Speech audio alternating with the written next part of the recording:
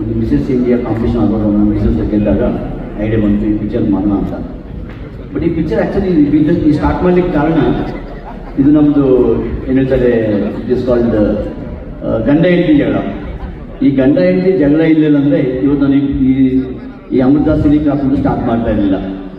ಈ ನಮ್ಮ ಜಗಳದಲ್ಲಿ ನಮ್ಮ ಮಗಳು ಪಾಪ ತುಂಬ ಸಪೋರ್ಟ್ ಮಾಡಿದ್ರು ಮಿಸಸ್ಗೆ.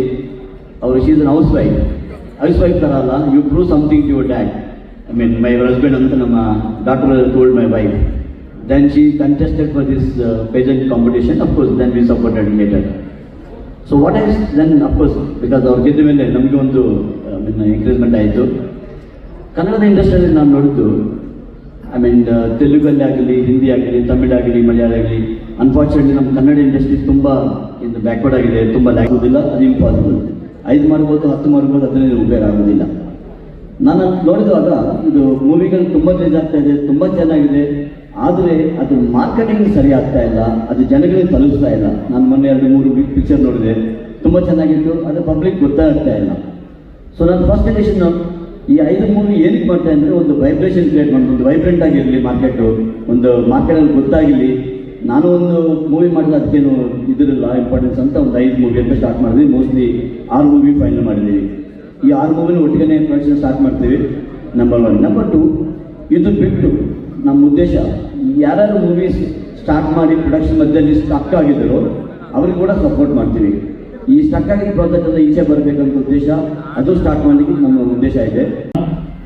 ಈ ಚೀಟಿಯನ್ನು ನಾನು ಎತ್ತೀನಿ, ಅದರಿಂದ ಚೆನ್ನಾಗಿ ಗೊತ್ತು ನನ್ನ ಹೆಸರಿಲ್ಲ ಅಂತ. ಆ ನಿರಾಶೆಯೊಂದಿಗೂ ಆದರೆ ನನ್ನ ಸರೀಕರಿಗೆ, ಸಹೋದ್ಯೋಗಿಗಳಿಗೆ, ಹಿರಿಯರಿಗೆ, ಕಿರಿಯರಿಗೆಲ್ಲ ಅದು ಲಾಭಕರವಾಗಿ ಆಶಿಸಿ ಪ್ರೀತಿಯಿಂದ ಈ ಕೆಲಸ ಮಾಡ್ತಾ ಇದ್ದೀನಿ.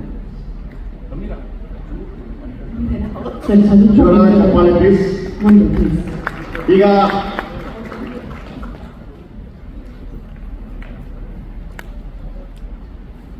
ಮೊದಲನೇ ಸಿನಿಮಾ ಅನೌನ್ಸ್ ಆಗ್ತಾ ಇದೆ. ಲಕ್ಕಡಿ ತರ ಯಾಕೆ ಹಾಕಿದ್ವಿ ಅಂತಂದ್ರೆ, ಸಿನಿಮಾ ಅನ್ನೋದೊಂದು ಮಾಯಾಜಾಲ. ಇಲ್ಲಿ ಲಕ್ ಕೂಡ ಬಹಳ ವರ್ಕ್ ಆಗತ್ತೆ.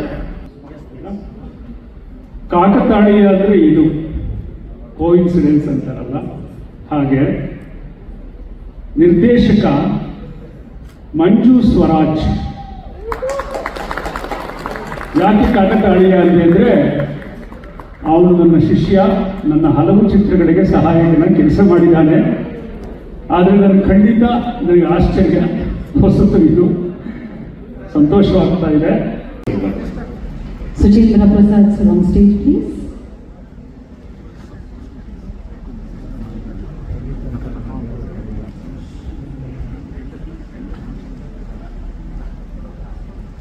ರವಿ ಸರ್ ಒಂದು ತೆಗೆದು ಅದನ್ನ ಅದೇನು ಕನ್ನಡ ಓದಕ್ಕೆ ಬರಲ್ಲ ಅಂತ ಅವರು ಕನ್ನಡಕ್ಕೆ ಕನ್ನಡ ಪಾಠ ಮಾಡ್ತಾರೆ. ಇಲ್ಲ ನೀವೇ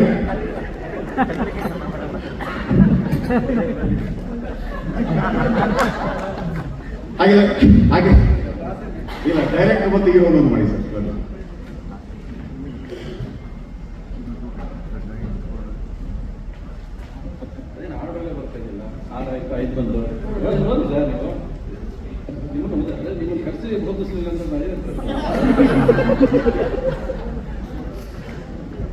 ಸಂಖ್ಯೆ 5, ವಿಕ್ಕಿ ವರುಣ್, ನಿರ್ದೇಶಕರು ಪ್ರಶಾಂತ್ ಸಿದ್ದಿ, ನಿರ್ಮಾಪಕರು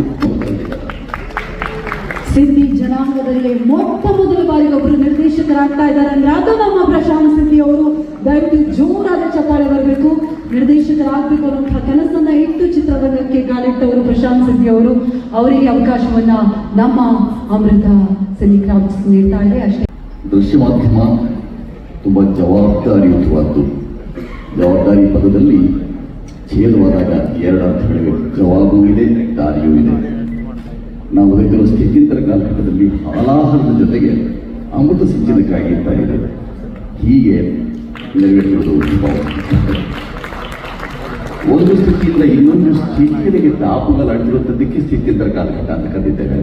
ಈ ಕಾಲಘಟ್ಟದಲ್ಲಿ 6 ಚಿತ್ರಗಳ ಅರ್ಥವತ್ತು ನಿಜವಾಗಿ ಹರ್ಷದಾಗಿ ಅವರೆಲ್ಲರಿಗೂ ಅವರ ಅಭೀಪ್ಸೆಗಳೆಲ್ಲ ಈಡೇರಿ, ಅವರ ಅಭೀಷ್ಟ ನೆರವೇರಿ, ಅವರ ಕಂಡ ಕನಸುಗಳೆಲ್ಲ ಸಾಕಾರಗೊಂಡು ಪ್ರತಿಯಾಗಿ ಯಾರು ಸಂಸ್ಥಾಪಕರಿದ್ದಾರೆ ಅವರಿಗೆ ನಿಜವಾದ ಅರ್ಥದಲ್ಲಿ ಬರುವ ತಲೆಮಾರುಗಳಿಗೆ ದಾಯಿತು ಉಳ್ಳದ ಜವಾಬು ಮತ್ತೆ ದಾರಿ ಸುಸ್ಥಿರವಾಗಿ. ನಮಸ್ಕಾರ.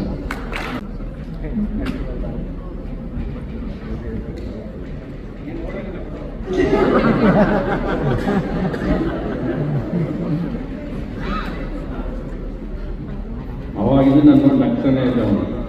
Production number 1 Ajay Rao, director Ajay Rao, ನಿರ್ಮಾಪಕರು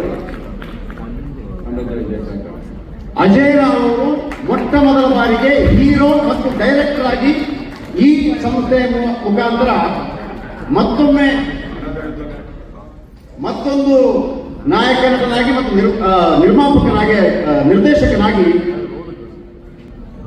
ಜವಾಬ್ದಾರಿಯನ್ನು ಕೂಡ ಡೈರೆಕ್ಟರ್ ಕ್ಯಾಪ್ ಅನ್ನ ತೊಡೋದಕ್ಕೆ ನಮ್ಮ ಸಂಸ್ಥೆಯ ಮೂಲಕ ರೆಡಿಯಾಗಿದ್ದಾರೆ ಅಜಯ್ ಕೃಷ್ಣರಾವ್ ಅವರಿಗೆ ದಯವಿಟ್ಟು ಜೋರಾದ ಚಪ್ಪಾಳೆಯೊಂದಿಗೆ ನಮ್ಮ ಫ್ಯಾಮಿಲಿಗೆ ಪ್ರೀತಿಯ ಸ್ವಾಗತವನ್ನು ಕೊಡಬೇಕು ಅಂತ ವಿನಂತಿಸ್ತಾರೆ.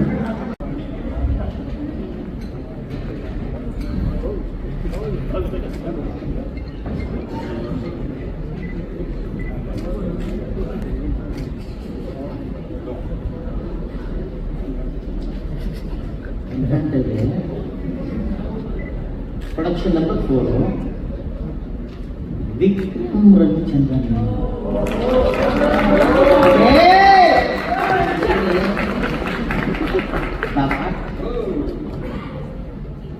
ಡೈರೆಕ್ಟರ್ ರಿಷಬ್ ಆರ್ಯ. ಒಂದು ರೀತಿ ವಿಶೇಷ ಹೈಟ್ ಮ್ಯಾಚ್ ಮಾಡೋದಕ್ಕೆ ಹೋಗ್ತಾ ಇದ್ದಾರೆ, ಬಟ್ ಅವ್ರ ಹೈಟ್ ಅನ್ನ ಮ್ಯಾಚ್ ಮಾಡೋದಕ್ಕೆ ಇಂಡಸ್ಟ್ರಿಯಲ್ಲಿ ಯಾರಿಗೂ ಕೂಡ ಸಾಧ್ಯ ಇಲ್ಲ. ಅಂದ್ರೆ ಅವ್ರು ಬೆಳೆದಿರೋ ಎತ್ತರವನ್ನ ಮ್ಯಾಚ್ ಮಾಡೋದಕ್ಕೆ.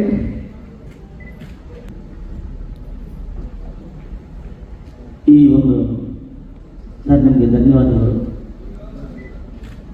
ಇಷ್ಟೊಂದು ಕನ್ನಡ ಸಿನಿಮಾಗಳ ಪ್ರೊಡಕ್ಷನ್ ಅಂತ ನೀವು ತಗೊಂಡಿರೋದು ನಮಗೆಲ್ಲರಿಗೂ ಬಹಳ ಹೆಮ್ಮೆ ಇದೆ. ಇಲ್ಲಿ ಆಯ್ಕೆ ಇರುವ ಎಲ್ಲ ನಿರ್ದೇಶಕರು ಮತ್ತು ಹೀರೋ ಏನೇನು ಮಾಡಿದ್ದಾರೆ ಅವರೆಲ್ಲರಿಗೂ ಒಳ್ಳೆಯದಾಗಿ.